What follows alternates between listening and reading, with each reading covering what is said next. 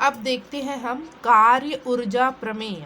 ठीक है ना, कार्य ऊर्जा प्रमेय है तो कहीं ना कहीं कार्य को किसके पदों में हम बदलेंगे, ऊर्जा के पदों में। ठीक है ना, कार्य को किसके पदों में बदलेंगे, ऊर्जा के पदों में। देखते हैं कैसे बदलेगा।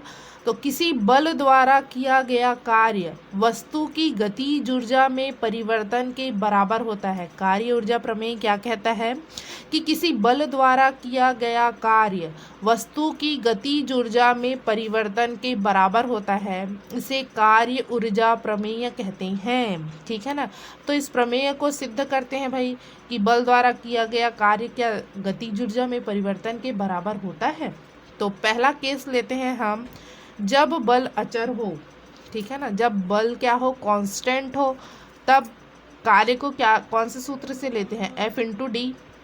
ठीक है ना, तो माना कि m द्रव्यमान की किसी वस्तु का प्रारंभिक वेग स्मॉल u, उस पर बल F लगाने पर उसका वेग स्मॉल v हो जाता है। प्रारंभिक वेग क्या है, स्मॉल u, और अंतिम वेग क्या हो गया, स्मॉल v हो जाता है। माना वस्तु द्वारा तय की गई दूरी स्मॉल d है,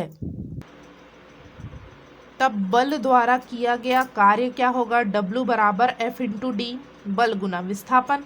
अचल बल द्वारा किया गया कार्य हम जानते हैं क्या होता है। ठीक है ना, अब बल बराबर क्या होता है, द्रव्यमान गुणित त्वरण। तो द्रव्यमान गुणित त्वरण हो गया m/a। ठीक है, देयरफॉर W बराबर,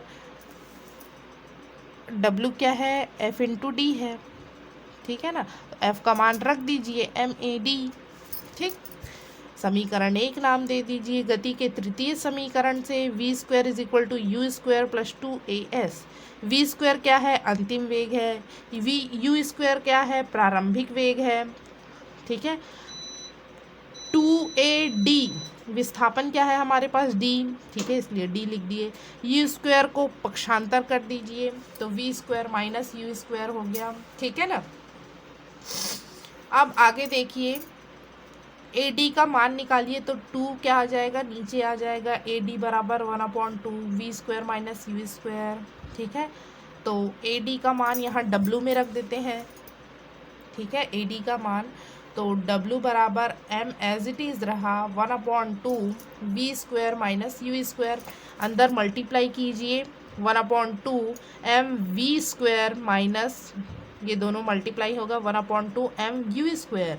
ये एक प्रकार से गतिज ऊर्जा है, अंतिम गतिज ऊर्जा और ये प्रारंभिक गतिज ऊर्जा, दोनों का अंतर, ये अंतिम वेग है। ठीक है, और ये पूरा गतिज ऊर्जा का फॉर्मूला है। ठीक है, और ये क्या है, प्रारंभिक वेग है, ये भी गतिज ऊर्जा है।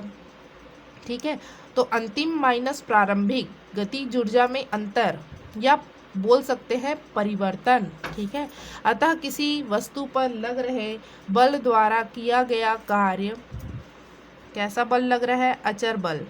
ठीक है, अचर बल द्वारा किया गया कार्य उस वस्तु की गतिज ऊर्जा में परिवर्तन के बराबर होता है। ठीक है ना, तो ये हम लोगों ने अचर बल के लिए प्रूफ कर दिया। अब देखते हैं केस 2, जब बल का मान परिवर्तन हो रहा है, कभी ज़्यादा बल लगा रहे हैं, कभी कम बल लगा रहे हैं। ठीक है ना, तब क्या होगा, ये ग्राफ प्रदर्शित किया गया है। कभी बल का मान बढ़ रहा है, कभी कम हो गया, फिर बढ़ गया, विस्थापन अलग अलग हो रहा है। ठीक है ना, ये विस्थापन को प्रदर्शित किया गया है। ठीक है, माना कि m द्रव्यमान की किसी वस्तु पर एक परिवर्ती बल Fx x अक्ष की दिशा में आरोपित किया गया है, तो वस्तु की x अक्ष की दिशा में विस्थापन x1 से xn तक होता है। ठीक है, x1 से कहाँ पहुँच जाता है विस्थापन, xn तक। ठीक है, x1 x2 x3 x4 so on, xn है तो उससे पहले वाला क्या होगा, xn - 1 नहीं होगा। ठीक है, इसलिए इस प्रकार से प्रदर्शित किया गया है। संपूर्ण विस्थापन को कई छोटे छोटे और बराबर अंतरालों में डेल x में विभाजित कर सकते हैं। ठीक है, प्रत्येक को x1 से xn तक को मैंने क्या कर दिया, छोटे छोटे छोटे छोटे अंतरालों में बांट दिया। ठीक है, प्रत्येक अंतराल का मान क्या है, मान लो मैंने निकाला x2 - x1, तो उसका मान कितना आएगा, डेल x आएगा। मैंने निकाला x4 - x3, उसका भी मान क्या आएगा, डेल x। ठीक है, प्रत्येक अंतराल को एक मान डेल एक्स में विभक्त कर दिए, ठीक है, बराबर अंतराल में। अल्प अंतराल डेल एक्स के लिए आरोपित बल को अचर माना जा सकता है, ठीक है ना। ये जो अंतराल है, मान लो x1 है और ये x2 है, थोड़ा सा ज़्यादा है। यहाँ पर बल का मान मान लो क्या है, 5 है, ये 5.1 है, ठीक है। तो इस छोटे से अंतराल में 5.1 बहुत ही छोटी क्वांटिटी बढ़ी है, तो इसको मैं क्या मान सकती हूँ, 5.1 को भी 5 मान सकती हूँ, ठीक है। तो इस निश्चित अंतराल के लिए क्या मान सकते हैं, बल को अचर मान सकते हैं। क्या मान सकते हैं, बल को अचर मान सकते हैं। बहुत ही कम क्वांटिटी बढ़ी है, बहुत ही कम। मैंने तो यहाँ 0.1 ले लिया है, 0.001 बढ़ा मान लो, तो इसको लगभग 5 मान सकते हैं, 5.001 को। तो इस छोटे से अंतराल में देखो यहाँ बल का मान बढ़ रहा है, पर इसको लगभग क्या मान सकते हैं हम, नियत मान सकते हैं।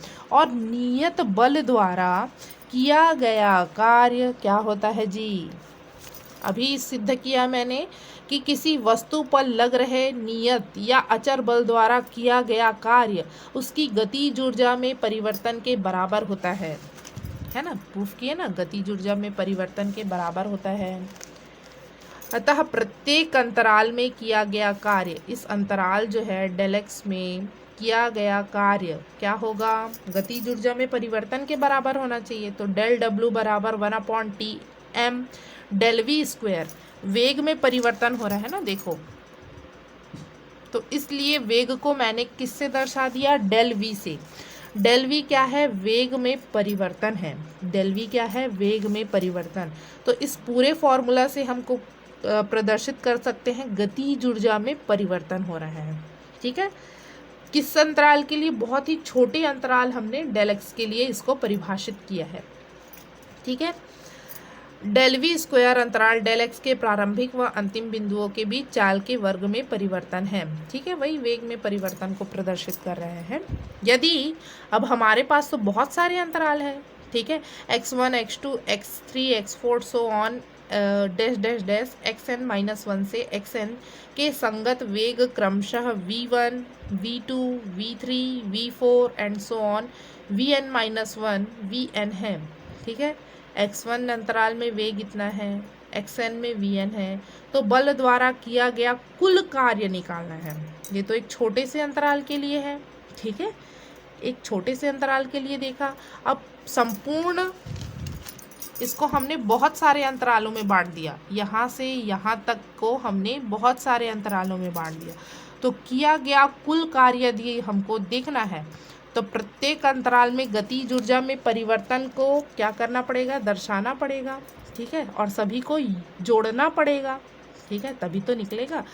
तो कुल कार्य, कुल मतलब जोड़ना भाई, W बराबर इस अंतराल में गतिज ऊर्जा में परिवर्तन, तो 1/2 अंतिम माइनस प्रारंभिक होता है क्या, तो x2 अंतराल में वेग क्या है, v2 का स्क्वायर माइनस v1 का स्क्वायर हो जाएगा, अंतिम माइनस प्रारंभिक, प्लस अब इस अंतराल x2 x3 की बात करेंगे तो अंतिम माइनस प्रारंभिक v3 माइनस v2 प्लस, वैसे ही सबको जोड़ते जाएंगे, प्लस 1/2 m vn अंतिम माइनस उससे पहले वाला क्या है, xn, उससे पहले वाला xn-1, ठीक है ना, तो vn-1, ठीक है ना, यहाँ देखिए है कि नहीं, ठीक है। तो W बराबर मेरे पास केवल क्वांटिटी बचेगी, यहाँ से देखिए 1/2 m v2 स्क्वायर पॉजिटिव में आ जाएगा, गुणा करेंगी यदि तो दोनों का, और यहाँ देखो 1/2 m v2 स्क्वायर, ये नेगेटिव में है क्या, ये दोनों कट जाएंगे, अंदर सभी को मल्टीप्लाई करके देखेंगे तो, ठीक है, ये कट गया, ठीक है। अब v3 स्क्वायर वाला यहाँ प्लस में है, ये माइनस में है, ये भी कट जाएगा, v4 वाला आगे कट जाएगा, अब vn वाला इससे पहले कट जाएगा, केवल क्या बचेगा जी, v1 बचेगा और vn बचेगा, केवल कौन सी क्वांटिटी बचेगी, 1/2 m minus v1 square minus में आएगा, और ये वाला पॉजिटिव में, ये लास्ट वाला और ये फर्स्ट वाला बस बचेगा, ठीक है। तो W बराबर 1/2 m V N square, positive वाला को पहले रख दिए, माइनस नेगेटिव वाला को बाद में। तो W बराबर, ये भी गतिज ऊर्जा में परिवर्तन को दर्शा रही है क्या? तो हम लिख सकते हैं कि परिवर्ती बल द्वारा किया गया कार्य गतिज ऊर्जा में परिवर्तन के बराबर होता है। ठीक है, बहुत ही इजी है ये भी। अब देखते हैं हम स्थितिज ऊर्जा, पोटेंशियल एनर्जी। ठीक है ना, गतिज ऊर्जा पढ़ लिया हम लोगों ने, अब देखते हैं स्थितिज ऊर्जा। तो स्थितिज ऊर्जा मतलब वस्तु की स्थिति के कारण जो ऊर्जा होगी। तो किसी वस्तु की उसकी विशेष स्थिति अथवा विकृति के कारण जो ऊर्जा होती है उसे उसकी स्थितिज ऊर्जा कहते हैं। इसे प्रायः पीई, पोटेंशियल एनर्जी, या यू से प्रदर्शित किया जाता है। वास्तव में किसी वस्तु को उसकी सामान्य स्थिति से विशेष स्थिति तक ले जाने में या उसे विकृत करने में जो कार्य करना पड़ता है, वही कार्य उस वस्तु में स्थितिज ऊर्जा के रूप में संचित हो जाता है। ठीक है ना, जैसे कोई पुस्तक जो है जमीन पर रखा हुआ है, उसको उठाकर मैंने टेबल के ऊपर रखा, तो मैंने क्या कर दिया, उस पर बल लगाकर ऊपर रखा, तो कार्य हुआ कि नहीं, विस्थापन हुआ वस्तु में। तो यही कार्य क्या होगा, तो हम कहेंगे उस पुस्तक में क्या है, ऊर्जा संचित है, और उसी ऊर्जा को हम क्या कहेंगे जी, स्थितिज ऊर्जा। क्या कहेंगे, स्थितिज ऊर्जा। ठीक है, और ये कैसे आया, क्योंकि हमने उस पर कार्य किया है। ठीक है, क्योंकि हमने उस पर कार्य किया है और वही ऊर्जा के रूप में संचित हुआ है। इसे स्थितिज ऊर्जा कई रूपों में संचित होती है। ठीक है, गुरुत्वीय, विद्युतीय, प्रत्यास्थ, रासायनिक, विद्युत एवं चुंबकीय स्थितिज ऊर्जा। ठीक है, एग्जाम्पल के थ्रू समझते हैं।